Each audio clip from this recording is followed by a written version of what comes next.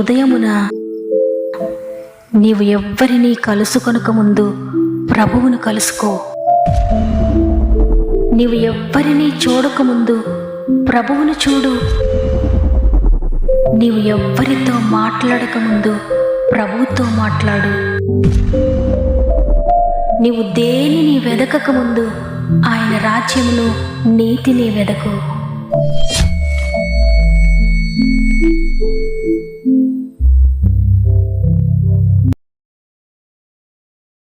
Praise the lord. ఈ ఉదయకాలమున God first అనే వాగ్దాన కార్యక్రమానికి మిమ్ములను మీ కుటుంబాలను మరొకసారి ప్రేమతో ఆహ్వానిస్తూ ప్రభు నామములో మీ అందరికీ నా యొక్క ప్రత్యేకమైన హృదయపూర్వకమైన శుభములు తెలియజేస్తున్నాను. ప్రియ దేవుని బిడ్డలారా, ప్రతిరోజు వాగ్దానాన్ని వింటూ దేవుని మాటలను బట్టి ధైర్యపరచబడుతూ నా ప్రభు నాకు తోడుగా ఉన్నారు, నేను భయపడను, ఆయన నాకుండగా ఈ లోకంలో ఏది లేకపోయినా నాకు పర్వాలేదని దేవుని కొరకు ధైర్యంగా నిలవబడుతున్నారని నమ్ముతున్నాను. అనేక పరిస్థితులు ఒకవేళ మీకు విరోధంగా లేస్తూ ఉన్నా ప్రతి అపవాది పోరాటంలో ఆయన నీ పక్షంగా నిలవబడి ప్రతి అపవాది యొక్క తంత్రము నుండి ఆయన నిన్ను విడిపిస్తాడు.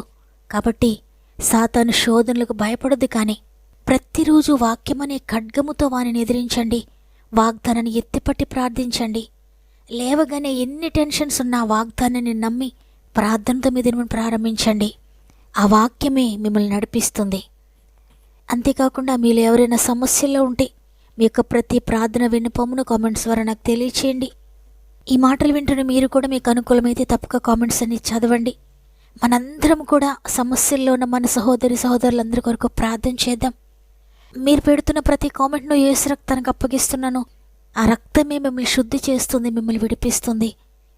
తప్పకుండా చివరి ప్రార్థనలో ఏకీభవించి మనందరం కలిసి మొరపెట్టుకుందాం. ప్రభు సన్నిధిలో ఆయనను వేడుకుందాం, అద్భుత కార్యములు పొందుకుందాం. సమస్త మహిమ ఘనత ప్రభావములు దేవునికి చెల్లునుగాక.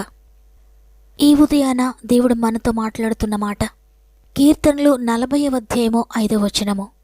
యెహోవా నా దేవా, నీవు మా ఎడల జరిగించిన ఆశ్చర్యక్రియలను మా ఎడల నీకున్న తలంపులను బహు విస్తారములు. వాటిని వివరించి చెప్పేదని అనుకుంటున్నా అవి లెక్కకు మించి ఉన్నవి. నీకు సాటి అయిన వాడు ఒక్కడునూ లేడు. ఆమెన్.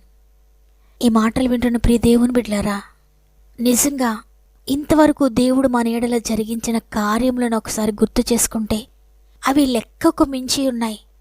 అవి మనకున్న తలంపులకు మించిపోయాయి. అవి బహు విస్తారంగా ఉన్నాయి.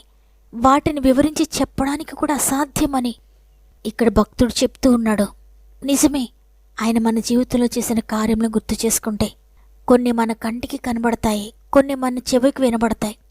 అయితే మన కంటికి కనబడని, మన చెవికి వినబడని, మన హృదయానికి గోచరము కాని అనేక కార్యములు, అనేక అద్భుతాలు ప్రభువు ఇంతవరకు మన జీవితంలో జరిగించారు. అయితే అనేకసార్లు మనం వాటిని మర్చిపోతూ ఉంటాం. దేవుడు ఇంకా ఏదో కార్యం చేయలేదని మనం ఆలోచిస్తాం. కానీ ఇంతవరకు దేవుడు నీ జీవితంలో జరిగించిన కార్యములు ఒకసారి నువ్వు గుర్తు చేసుకుంటే, కృతజ్ఞతతో దేవుని స్తుతిస్తే గనక ఇంకా నీ జీవితంలో జరగవలసిన కార్యములు కూడా అద్భుతంగా జరుగుతాయి. ఎందుకంటే ఆ కార్యములు గుర్తు చేసుకున్నప్పుడు నువ్వు విశ్వాసం పొందుకుంటావు. నువ్వు దేవునిపై గొప్ప కృతజ్ఞత కలిగి ఉంటావు. తండ్రి, ఇన్ని గొప్ప కార్యములు నువ్వు చేశావు, నీ కృపను బట్టి నేను బ్రతికి ఉన్నానయ్యా. ఇంత అద్భుతంగా మా కుటుంబాన్ని నడిపించావు. నేను, నా కుటుంబము, నా బిడ్డలు, నా భర్త లేక నా భార్య, మేమందరం బ్రతికి ఉన్నామంటే కేవలం నీ కృపే తండ్రి అని ఆయన కార్యములు ఒకటి మనం గుర్తు చేసుకుంటే హృదయం అంతటితో ఆయన ప్రేమించగలుగుతాం. హృదయపూర్వకంగా కృతజ్ఞత కలిగి ఉంటాం. ఎప్పుడైతే ఆయనపై కృతజ్ఞత కలుగుతుందో గొప్ప విశ్వాసం మన హృదయంలో ఉంటుంది. ఆ విశ్వాసము మన జీవితంలో మూయబడిన అనేక మార్గం తెరుస్తుంది. 103వ కీర్తనలో కీర్తనకారుడు చెప్తూ ఉన్నాడు, నా ప్రాణమా యెహోవాను సన్నుతించు, నా అంతరంగమునున్న సమస్తమా ఆయన పరిశుద్ధ నామమును సన్నుతించు, ఆయన చేసిన ఉపకారములలో దేనిని మరవద్దు అని. ఈరోజు దేవుడు మనకు గుర్తు చేస్తున్నది ఏంటంటే, ఆయన చేసిన ఉపకారములలో దేనిని మరవద్దు. నీవు కష్టం కలిగినప్పుడు, నీకు శోధన వచ్చినప్పుడు ఒక్కసారి ప్రభు యొక్క శక్తిని గుర్తు చేసుకో. ఇంతవరకు ఆయన నీ జీవితంలో చేసిన అద్భుతాలు గుర్తు చేసుకో. కృతజ్ఞతతో ఆయనను స్తుతించు. ఆయన మేలేది కూడా మర్చిపోవద్దు. అది చిన్నదా పెద్దదా కాదు. నీ జీవితంలో ఆయన ఆ మేలు చేయకపోతే ఇప్పుడు నీ కుటుంబం ఏ విధంగా ఉండును అనేది ఒక్కసారి ఆలోచించుకొని, తండ్రి నీకు కృతజ్ఞతలయ్యా, నేను హృదయపూర్వకంగా ఆయనను స్తుతిస్తే నిజంగా నీ మార్గములన్నీ కూడా తెరవబడతాయి. శత్రువైన సాతాను ఏ శోధనలు, ఏ ఆపదలు, ఏ కష్టమైతే పట్టుకొని నీ గృహంలో ప్రవేశించాడో వాటన్నిటినీ సర్దుకొని ఇక నేనేమీ చెయ్యలేను, నా ప్రణాళికలు ఏవి కూడా వారి జీవితంలో నేను అమలుపరచలేనని పరిగెత్తుకుంటూ పారిపోతాడు. దేవునిని ప్రేమించే వారి దగ్గర శత్రువు ఉండలేడు. దేవుని కార్యములు గుర్తు చేసుకుంటూ కృతజ్ఞతతో ఉన్న వారి దగ్గర శత్రువు ఉండలేడు. ఎందుకంటే దేవుని ప్రేమను రుచి చూచిన వారు ఆయన ప్రేమలోనే నిలిచి ఉంటారు, ఆయన కృపలో నిలిచి ఉంటారు. ఆయన కృపలో ఉన్న వారిని శత్రువు ముట్టలేడు. ప్రియ దేవుని బిడ్డలారా, కాబట్టి ఈరోజు ఈ మాటలు వింటున్న ప్రియ చెల్లి, ప్రియ తమ్ముడు, ప్రియ అక్క, అన్న, మీరే పరిస్థితిలో ఉండి మాటలు వింటూ ఉన్నా దేవుని ఆశ్చర్య కార్యములను ఒక్కసారి గుర్తు చేసుకోండి. ఈ లోకంలో ఎవ్వరూ చెయ్యని త్యాగాన్ని ఆయన నీ కొరకు చేశారు. ఆయనను పొడిచినప్పుడు నీళ్లు మాత్రమే మిగిలాయి. ఆయన శరీరంలో ఒక్క రక్తపు బొట్టు కూడా లేకుండా రక్తమంతా నీ కొరకు, నా కొరకు కార్చారు. తన ప్రాణాన్ని అర్పించారు. నీ పాపాల కొరకు, నా పాపాల కొరకు, నీ శాపాన్ని తీయడానికి, నా శాపాన్ని తీయడానికి తన శరీరం అంతా గాయాలు పొందారు. స్వస్థత కొంచెమైనను లేకుండా రక్తపు ముద్దలా మారిపోయారు నీ కొరకు. అయితే అనేక సార్లు మన కొరకు ప్రాణం అర్పించిన ప్రభు కొరకు మనం ఏమీ చేయలేకపోతున్నాం. మన కొరకు త్యాగమైపోయిన ప్రభు కొరకు మనం ఏమి ఇవ్వలేకపోతున్నాం.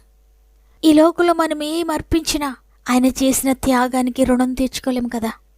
కాబట్టి హృదయపూర్వకంగా ఆయనకు కృతజ్ఞత చెల్లిందాం.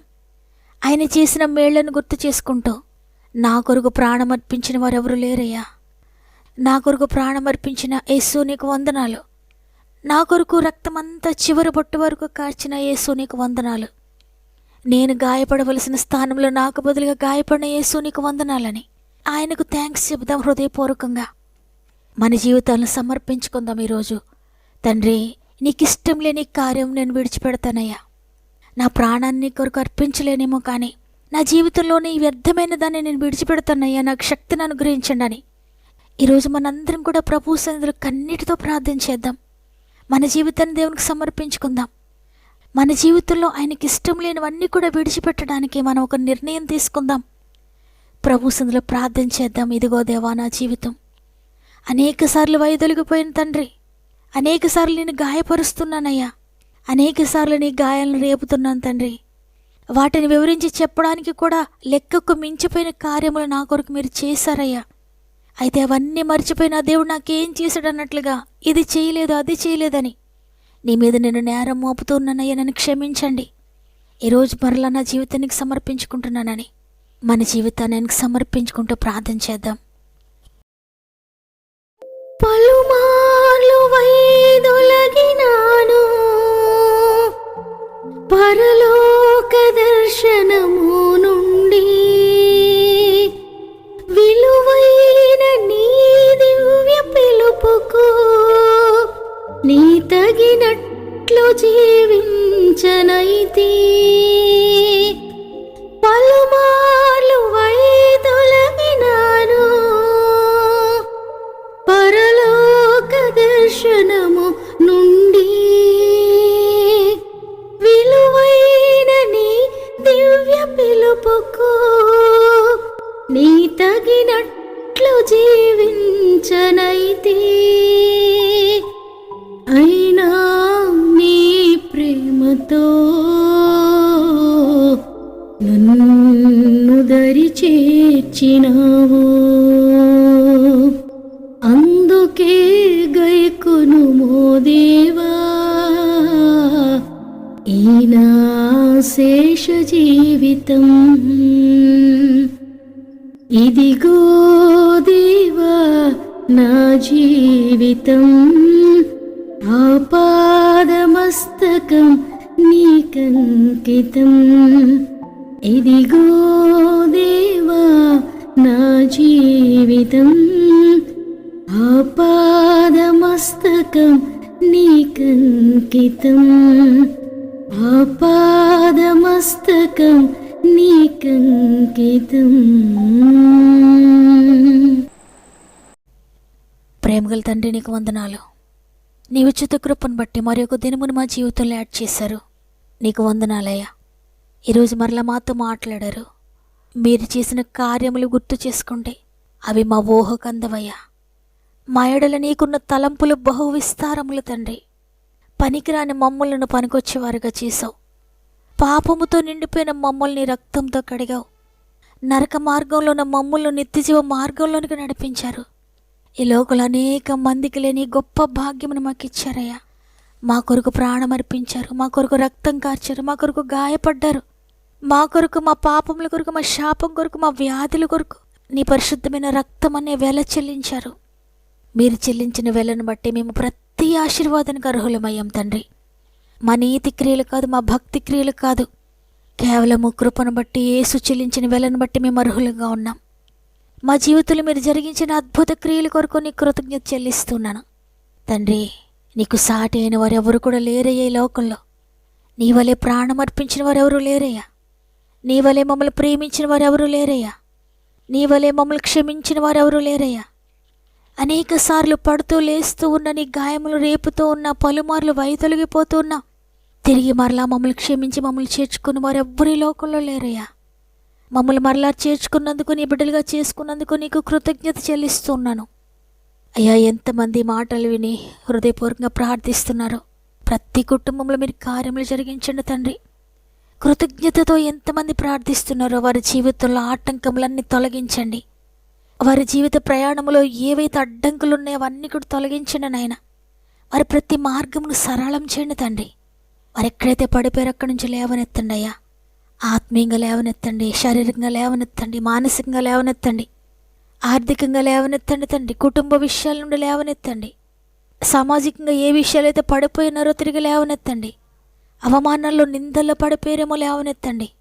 ఏ బంధకాల్లో బంధించబడి ఉన్నారో లేవనెత్తండి అయ్యా. కామెంట్స్లో అనేక మంది బిడ్డలు వారి ప్రార్థన అవస్థను మాకు తెలియచేస్తున్నారు. నా ప్రార్థన బట్టి ఏమాత్రం వారి జీవితంలో కార్యములు జరగవు తండ్రి. నన్ను బట్టయితే జీరోనైనా నీకు అప్పగించుకుంటున్నానయ్యా.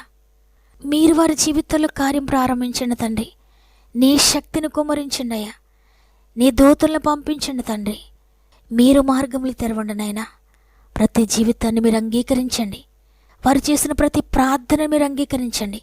వారి ప్రతి అర్పణను అంగీకరించి వారి జీవితంలో అద్భుతాలు జరిగిస్తున్నందుకు నీకు కృతజ్ఞత చెల్లిస్తూ ఈ దినం ప్రారంభిస్తుండగా ఈరోజు ఎవరు ఎక్కడికి వెళ్తున్నారో, ఏ పని మీద వెళ్తున్నారో, ఏ ఎగ్జామ్కి వెళ్తున్నారో, ఏ హాస్పిటల్కి వెళ్తున్నారో, ఏ ప్రయత్నం చేయడానికి వెళ్తున్నారో ప్రతి స్థలంలో మీరు తోడుగా ఉండి ప్రతి విషయంలో మీరు జయమునిచ్చి కృప చూపిస్తున్నందుకు నీకు వందనాలు చెల్లిస్తూ యేసయ్య పరిశుద్ధమైన నామములో అడిగి వేడుకొంచున్నాను తండ్రి. ఆమెన్. ఈరోజు ఈ మాటలు విన్న ప్రియ దేవుని బిడ్డలారా, ఇంతవరకు మీ జీవితంలో ఆయన అనేక అద్భుతాలు చేశారు. నీ పట్ల ఆయనకి ఇంకా అనేకమైన తలంపులు ఉన్నాయి. అవి బహు విస్తారమైనవి. కాబట్టి భయపడొద్దు, కృతజ్ఞత కలిగి ఉండండి చాలు. ఆయన మీ జీవితంలో ప్రతి మార్గమును తెరవబోతున్నారు. ఈ మాటలు నా కొరికే దేవుడు నాతోనే మాట్లాడాడన్నవారు ఆమెనని చెప్పండి. లైక్ చేయడం, షేర్ చేయడం మర్చిపోకండి. దేవుని మాటలు అనేక మందికి షేర్ చేస్తూ వాక్య పరిచర్యలో పాలు పొందుతున్న మిమ్మల్ని, మీ కుటుంబాలను దేవుడు అత్యధికంగా దీవించి ఆశీర్వదించునుగాక. దేవుని చిత్తమైతే తిరిగి రేపు అందరం కలిసి ఆయన స్తుతిందాం. అంతవరకు ప్రభు మీకు, మీ కుటుంబాలకు తోడేండి నడిపించునుగాక. God bless you.